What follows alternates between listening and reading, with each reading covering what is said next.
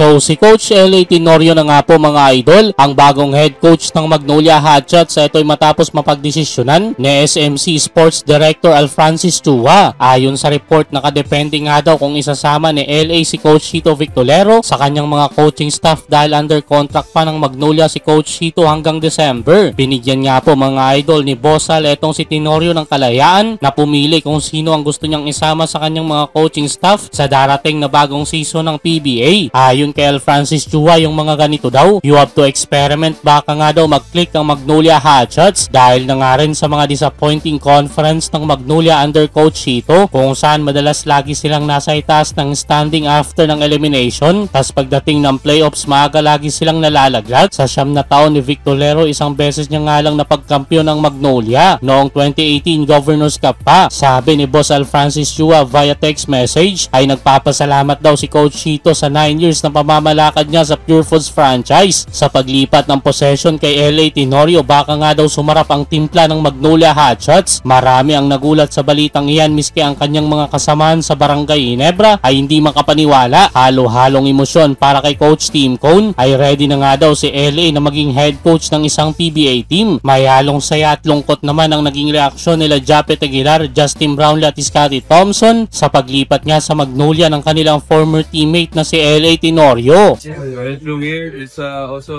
bittersweet.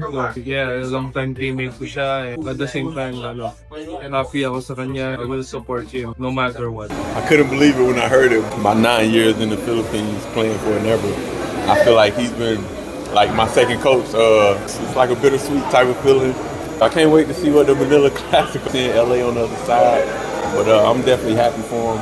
I know he's gonna be a great coach.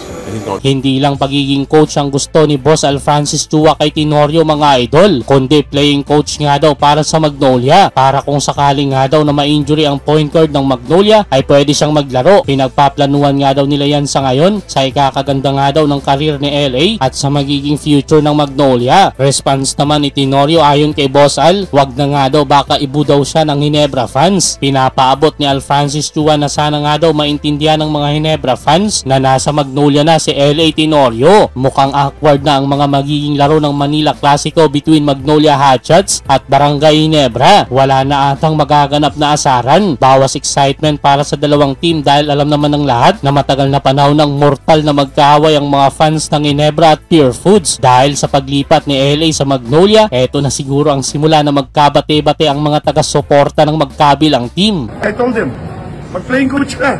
Ang sabi lang ni LA, huwag na boss, makabuhin ako ng Ginebra fans. Sabi na, kapamilya namin na Ginebra, sana po maintindihan yung decision ng Panis. Bukod sa head coach, inilagay din ni Boss Alfrancis Chua si Jason Webb bilang bagong team governor ng Magnolia para palitan si Rene Pardo.